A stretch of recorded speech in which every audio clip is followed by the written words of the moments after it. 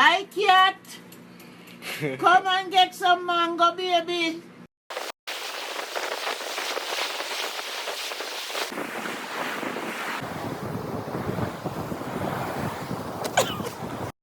One, two, 1, 2, 3.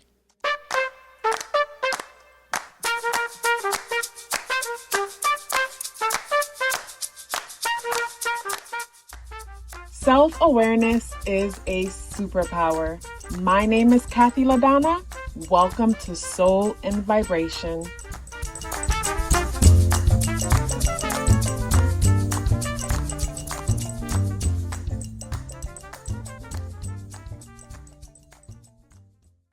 I hope the free thinkers are doing well. And if you are not doing well, I'm happy to remind you that you are the most powerful person that you know. You are the most powerful person that you know because only you can create your reality. Hey guys, today is Wednesday, March 15th, and the energies in the day adds up and reduce to the number 7 vibration. If today's your birthday, happy birthday. So when it comes to the spirit animal associated with the day, we got the rabbit energy. So when it comes to the rabbit energy and for the fact that the path of the day adds up and reduces to number 7 energy, I'm thinking about the rabbit hole, like going down the rabbit hole. And when I say going down the rabbit hole, I'm thinking about seeking a deeper meaning and a deeper understanding of whatever it is that you're experiencing or what's going on around you. And for me, I do that by questioning things because I know that my mind is practical and my mind has been conditioned to see and believe certain things. And when I debate and question certain things for myself and gain new perspective, my mind is able to release the old way of doing and seeing things, but not until I am able to bring what appears to be facts to my mind. It could be something as simple as, say, me reflecting on heaven and hell and then asking myself, well, who benefits from me believing that there's a heaven and a hell? And I realize, okay, well, who benefits is, say, whoever tries to control me by wanting me to see things and do things a certain way. So if I don't do it, then I know that there's this punishment coming. So who benefits is, they benefit by me policing myself. If I'm policing myself, no one has to police me. And if everybody around me believe that way, then we'll be policing ourselves, policing each other. We'll be filled with shame, fear, and guilt. And if we're filled with shame, fear, and guilt, then we'll feel unworthy. And that will cause us to not grow. It'll cause us to stay stuck. So I'll think about, from the beginning, like, who presented these beliefs to me? Why did they present these beliefs to me? How do they benefit from presenting these beliefs to me? Oh, I see how they benefit from presenting these beliefs to me. And just from, going down the rabbit hole with these questions, I'm able to see things different. Or like, say me, when I was younger and feeling insecure because of certain things about myself because it didn't match up to the standard of beauty, and me asking myself questions like, who decides what the standard of beauty is? Who benefits from these standards? Okay, I see who benefits from these standards and why it would be beneficial for people feeling insignificant and not enough, and how much money can be made from people feeling, people wanting to be fixed and never being able to be fixed and spend their lifetime throwing money trying to get a fix that will never happen. Okay, I see who benefits. So when it comes to the energies in today and the number 7, the path of the day is the number 7. And the number 7 being the path of the day talks about having questions, questioning things, researching, diving deep, going deeper and deeper and deeper, and seeking truth. And with the number 7 energy, the number 7 is seeking God. And where can we find God? Within ourselves. Where could we find truth? Within ourselves. Where could we go to different realms, dimensions, planets? Within ourselves. Where could we connect with our ancestors and spirit guides? Within ourselves. When it comes to reality, we're only perceiving less than 1% visible light. So that means 99% of life is happening around us, entities, beings, things that we can't perceive. How do we go there? within ourselves. And of course, we've been conditioned to not trust what's happening within us, because if you're having an experience and I can't relate to what's happening within you, then your ass is crazy. So you'll know better than to share your experience with me, because you don't want to be seen as crazy, and instead you'll suffer in silence and feel shameful about what it is that you're experiencing, and fight it, suppress it, shut it down, because you don't want to be the crazy one, when in all reality others are probably experiencing what you're experiencing in their own way, and you're just you know. But you know, that's the power of, say, control, and how it's easy to get us to police ourselves and police each other. When it comes to the tarot associated with the day, we have the 9 of Wands, but it's in the reversal position. In the upright position, the 9 of Wands talks about feeling a bit overwhelmed when it comes to, say, fighting the fight, but ready to fight. Look at how this person is holding on to their wand, and they're looking a little bit paranoid. They're bandaged up, but they're standing their ground. In the reversal position, this energy talks about paranoia. And the number 7 energy is also one that could be paranoid to the point that it doesn't trust anyone or anything. I look at the moon in Capricorn, and Capricorn energy is also energy I find. Like when I come across Capricorn people, like they're very untrusting, but only trusting of things that are practical, things that are collective, things that are facts, meaning collective agreements, things that have been around and been seen over and over again, where if, you know, something isn't something that they've seen or that, you know, the collective has agreed to, then it's cap. It's not, you know, there's no truth to it. But the moon is in Capricorn, so our inner world is in a place where it is, say, easily overwhelmed, as far as overwhelmed because of responsibilities, overwhelmed when it comes to, say, the definition of success, overwhelmed because the inner world is reflecting on, say, delivering, achieving, making things happen, not feeling good enough. The inner world is focused on tangible and material things. It's like, say, yesterday, you know, big focus on yesterday was materialistic and tangible focus. And with the moon in Capricorn, I also get that with today. With the moon in Capricorn, we can find ourselves reflecting on our financial situation, our goals, our status. And with the 9 of Pentacles in the reversal position, just feeling overwhelmed, just beat down, paranoid, like, you know, just stressed out. And I look at the T-square happening to the moon between Mars in Gemini and Sun conjunct Neptune and Pisces, and Neptune and Mercury in Pisces. So again, when I look at the square between the moon and Sun conjunct Neptune and Mercury in Pisces, I think of Capricorn energy untrusting of anything that cannot be seen or proven on a practical level. And I think of a conversation I was having with someone, and at the time at the time I was saying to them that I believe that the hurricane that happened a while ago, I think it was like in the Bahamas or something, and basically the hurricane like missed Florida and hit a certain part of the Bahamas. And I was saying to the person that I believe that the hurricane was manipulated. I believe that there's a way to put certain gases in the air and move the energy. And the person was saying, that's crazy talk. Like, if that was happening, our government would have told us.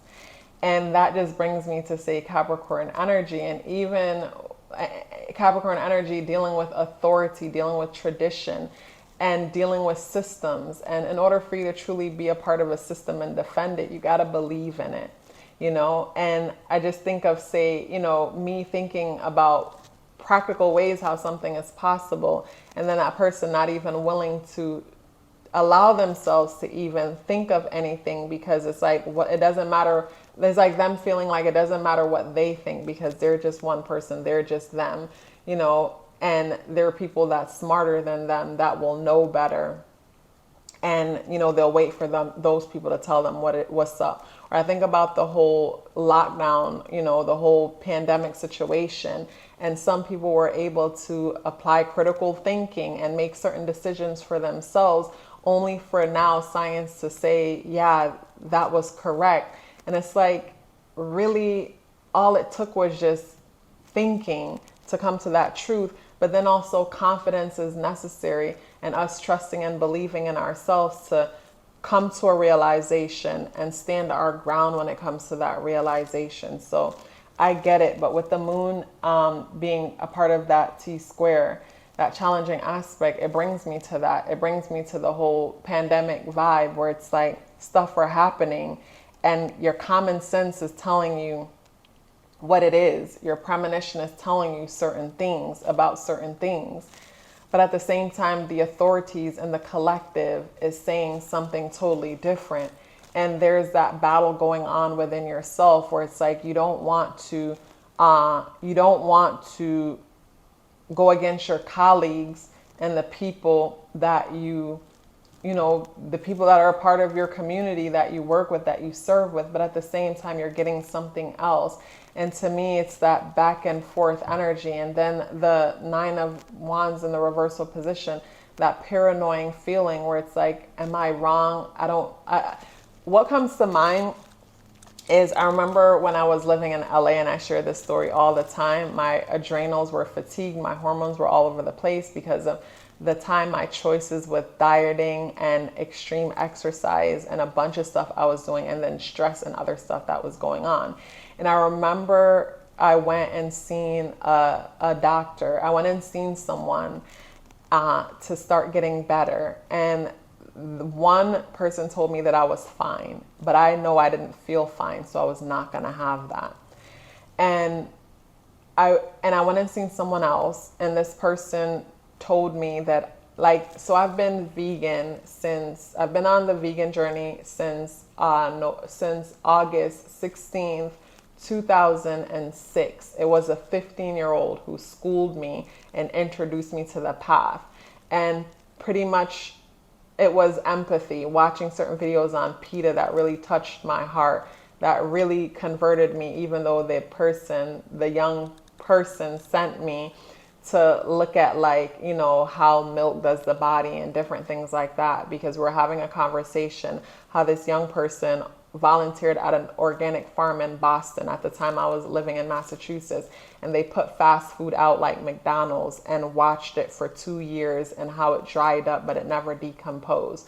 So the person was trying to show me how unhealthy fast foods is and certain things, and told me to go check out certain sites. And of course, I could be a bit rebellious. I'm not gonna let this person convince me of anything. So, I was also doing my research, but it was the way the animals were presented to me on PETA.org that really touched me. It's like the empathy. So anyways, I haven't eaten meat since 2006.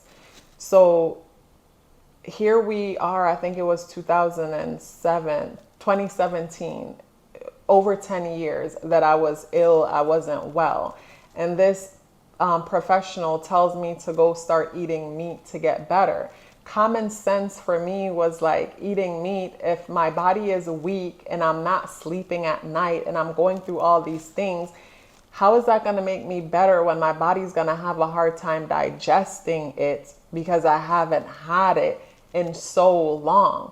But I felt like maybe my ego is making me defend this path because maybe I feel like identified with this, vegan lifestyle. So I'm fighting this professional because, my ego wants me to stick to this thing. So I was going back and forth within myself with that, but intuitively, everything in me was telling me, don't take that path. And I decided to go and get blood work done and, get my blood work checked out. And also I asked the doctor to, get my blood type.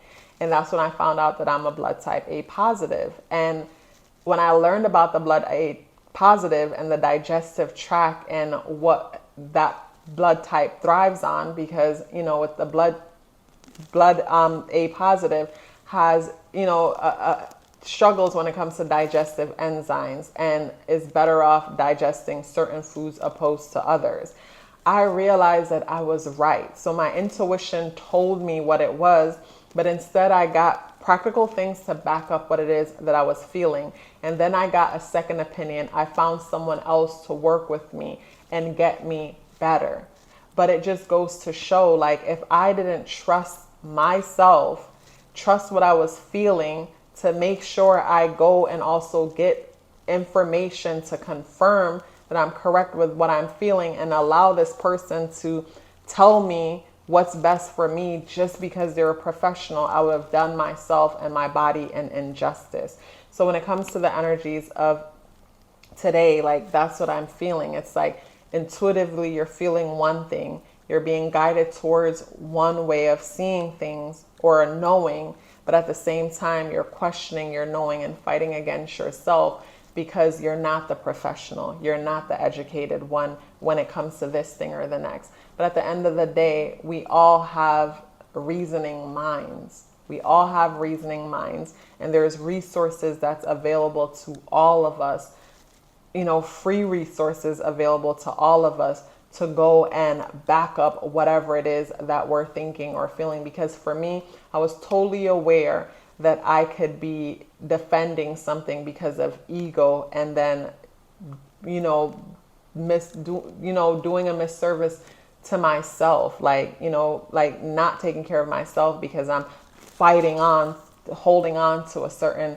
label or a certain thing. When it comes to, say, diet, like, diet is not a one size fits all. I get it. So I'm not telling anybody that they need to eat like me or do what I do. You do what is best for you. I do what's best for me. But at the end of the day, it felt so good to stand my ground. And I've had other experiences just like that with professionals in the medical field. And don't get me wrong, I come across some, and I come across a balance of people. But I've had other experiences like that, and what it has confirmed for me is that my body is my responsibility, and it is important for me to know my body.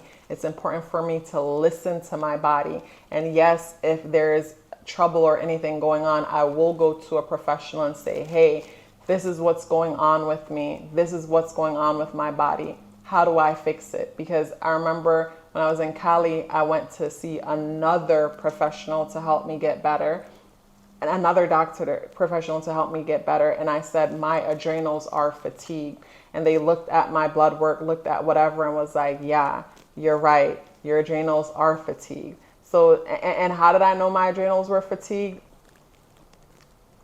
Premonition. I'm on YouTube, and all of a sudden different things are coming my way that's sending me down a rabbit hole. And then the blood work come back and show things about my kidneys and different things like that. So it's like, when it comes to, say, what it is that you want to know, everything you want to know is within you.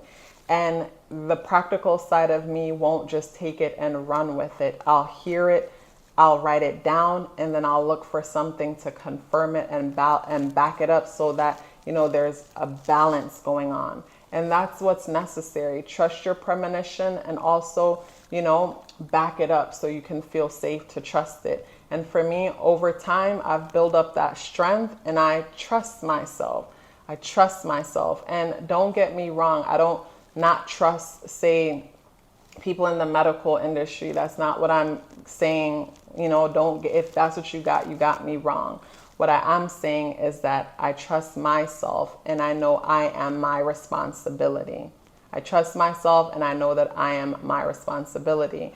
And just because someone's level of education doesn't mean that I will disregard myself and what I'm feeling and what I'm experiencing, and quiet me down and focus only on what they say. I will keep that in mind, but I'll also check in with myself, because I am responsible for me. Because when it comes to, say, you know, things, there's no one size fits all type of vibe. There's no one size fit all type of thing. Because when one professional told me I was fine, I knew I wasn't fine. And then another told me, oh, you know, go get some liver and eat this and eat that. And I'm like, if I'm not sleeping at night, I haven't slept in weeks. I'm not sleeping. I'm getting like 2-3 hours sleep at night. My energy level is so low. Just to walk from my car to the door causes me to get anxiety and have all these wild ass experiences. How is my body going to break down meat when our digestive system requires the most energy out of everything within our body? Like, just common sense based on things that I came across knew that was bad information for me. You know, but I had to be confident within myself with my decision. But at the same time, I need to make sure that my ego wasn't what was getting the best of me. So I went and got blood work done and got some things done to confirm what it is that I was feeling and what it is that I was going through. So yeah, when it comes to say the energies within today, trust yourself, learn to trust yourself, write down what it is that you're picking up, you're perceiving, and also look for tangible things in life to confirm, to validate you, because you will find it. You will find it if you're looking for it. You guys, such a pleasure sharing this message with you as usual. If you'd like to book a reading with me or check out my exclusive content only on Patreon, the links for that is in the description box below. Please let me know you're here with me by dropping me a purple heart in the comment box below. I would love to hear from you and look forward to seeing you tomorrow. Love yourself as if your life depended on it, because it does. Take care of yourself, and I look forward to seeing you in the next video.